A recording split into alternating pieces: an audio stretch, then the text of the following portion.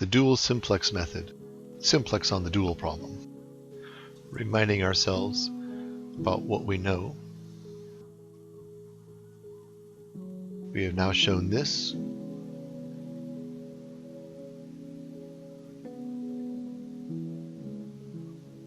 That if you have primal feasibility, dual feasibility, and complementary slackness, then you must be at an optimal state for both the primal and the dual.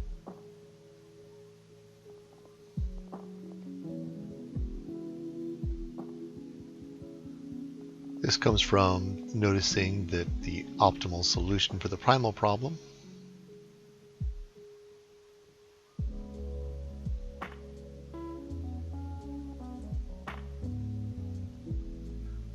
is always a upper bound for the dual problem.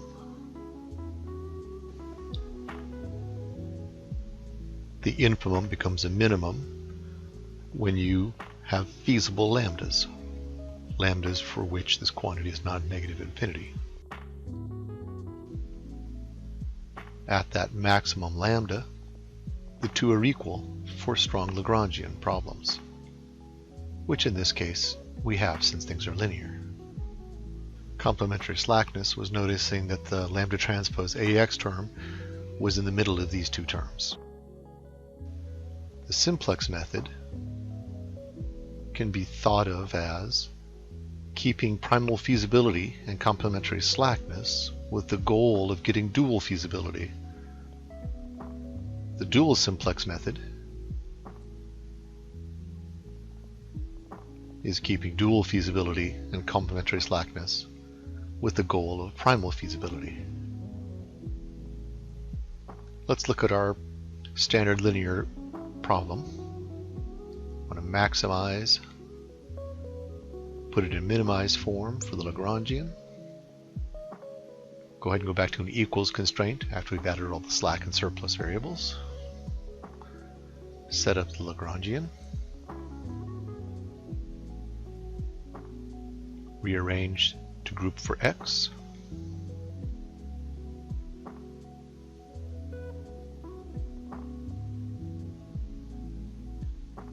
Which generates our dual problem.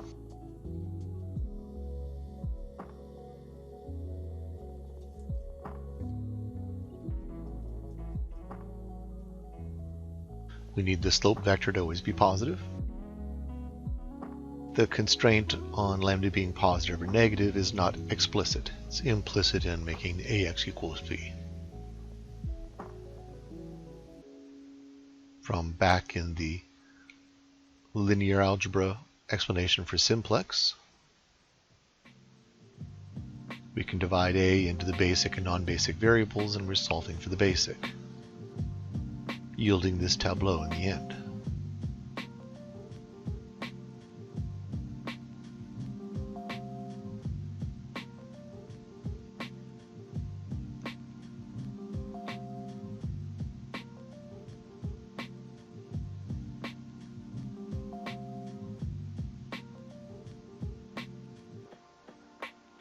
At that optimal tableau, that corner contains C transpose X, which is then the negative lambda transpose B by strong Lagrangian, which gives that minus lambda transpose is CB transpose A sub B inverse. So this term is the constraint for the non-basic rows. This term, I started at minus CB, so I had to add CB. I'm then putting in the identity matrix, and it turns it into the lambda constraint for the basic rows. But this is exactly complementary slackness for the basic variables and the non-basic variables. The basic variables are non-zero, the constraints are 0. When the non-basic variables are 0, the constraints are non-zero. So complementary slackness. I can even think of the lower row as being the dual constraint in the initial, because lambda is 0 initially.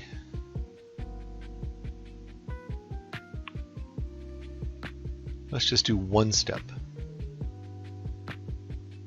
I lose that that's a positive.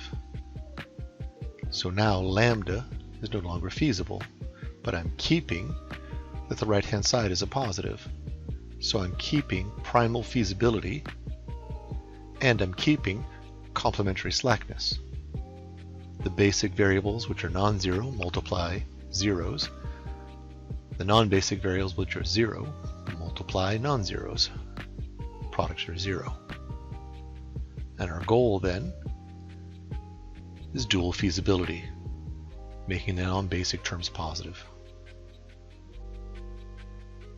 The dual simplex method is most useful when you're changing from an optimal position. Let's do an example to see. Starting with the same example we've been doing the whole series.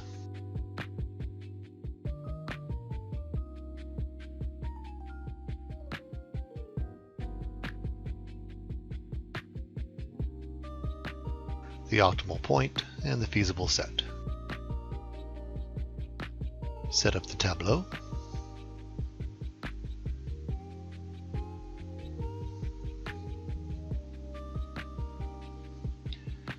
Pick the most negative entry, step 1. Pick the minimum ratio, step 2. New pivot. Normalize the pivot to 1. And clear.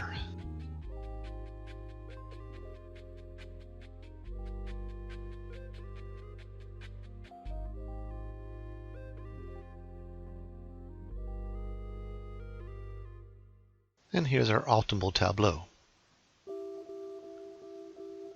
The right-hand side's positive. The objective row is positive. Now I'm going to add a new constraint, which cuts the optimal point out of the feasible area. Enlarge the tableau, put in the constraint. Instead of an artificial variable, I'll instead multiply the inequality by a negative.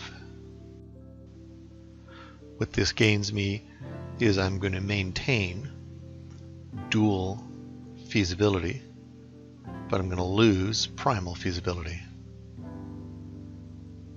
Clear out the new row. Dual feasible, because the bottom row is positive, and not primal feasible, because one of my variables is negative. One of my pivot variables is negative. To fix it, the dual simplex method is I'm going to run the simplex on the dual problem, which is running the simplex on the transpose. So the right-hand side becomes my new objective, and the objective becomes my right-hand side. Running the simplex, I'm going to pick the most negative entry. That's my step 1.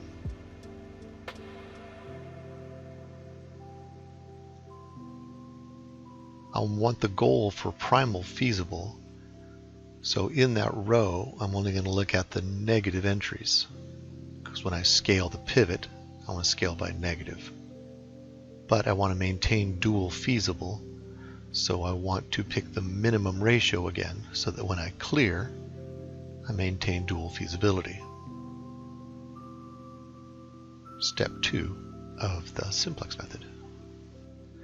When I'm doing my division, I'm dividing by the negative of the row entry, because I'll be clearing that way.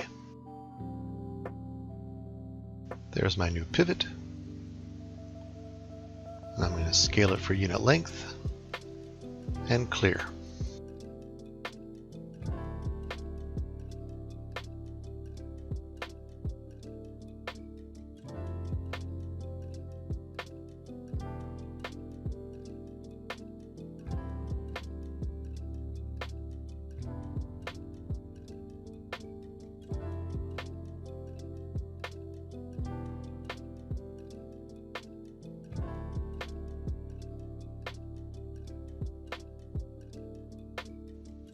When I clear, a right-hand side entry may go negative. If it does, I just repeat the dual simplex until the right-hand side goes positive.